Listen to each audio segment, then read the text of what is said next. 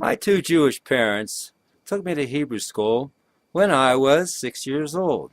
This was in addition to attending Sabbath services every Friday evening and Saturday morning, which also included Sabbath school.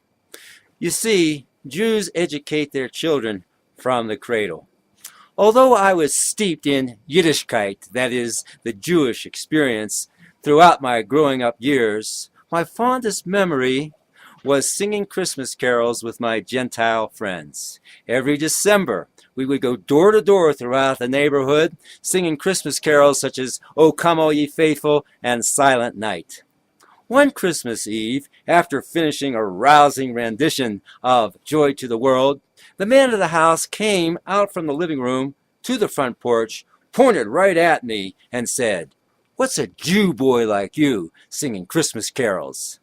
Well, with tears gushing out of my eyes, I ran home and I asked my father, "Dad, why don't Jews believe in Jesus Christ?" My dad answered, "Son, you can sing Christmas carols as much as you want, but one thing you've got to remember. You were born a Jew and you will die a Jew. Jesus Christ is for the Gentiles. He is not for us." I thought to myself, I got to ask my rabbi about this. While visiting my grandmother in the hospital, there was the rabbi. He was right on the hospital foyer. I went up to him and I asked him the same question I asked my father. Why don't Jews believe in Jesus Christ? Well, the rabbi spit right on the hospital floor. I was appalled. Then he stared at me with daggers coming out of his eyes and said to me, "Don't you dare ever name that wicked name again." Boy, I was really appalled. Soon after, my mother took me to my cousin's bar mitzvah. It was in an old synagogue. When we walked in, I could just smell this musty smell. And I looked around, there were Jewish stars everywhere, and I started getting sick. I wanted to vomit. I wanted to run out, but Mother grabbed me, and after 3 hours of sitting through that service, I kept on saying to myself, Judaism is a religion of death. Judaism is a religion of death. But the watershed came during my bar mitzvah class. There we studied comparative religions, and Mrs. Schechter was the teacher.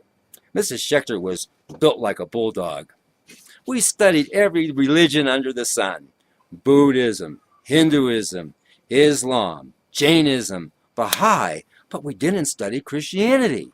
It wasn't until the end of the bar mitzvah school year that Mrs. Schechter gets up from the desk, stands like a bulldog in front of all of us and says, "Children, we're not going to study Christianity.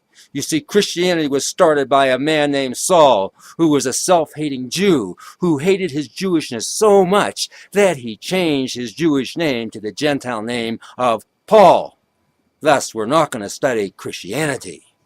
Oh, I thought to myself, how in the world can we eliminate Christianity? Christianity informed Western civilization for the last 2,000 years, and we're not going to study it? I said to myself, one day, when I leave my family, when I leave my synagogue, I'm going to study it for myself. And this I did. When I was in college, I got myself a New Testament, and I started reading the life of Jesus Christ. Well, I was just fascinated with the person of Jesus, how he went out into the crowds, rubbed shoulders with the everyday people, and spoke about everyday living experiences and applied it to spiritual things. I thought this was great. I couldn't put the New Testament down, and soon after, I did embrace Jesus Christ as the Messiah, started attending church, and I left Judaism. That was in 1971. Now it's 2010. And as I reflect upon my decision and think about what I understood as a child, that Judaism was a religion of death, well, I think I've been vindicated. Look what's happening now in the Jewish state of Israel, where Judaism is supposed to have been at its ultimate expression.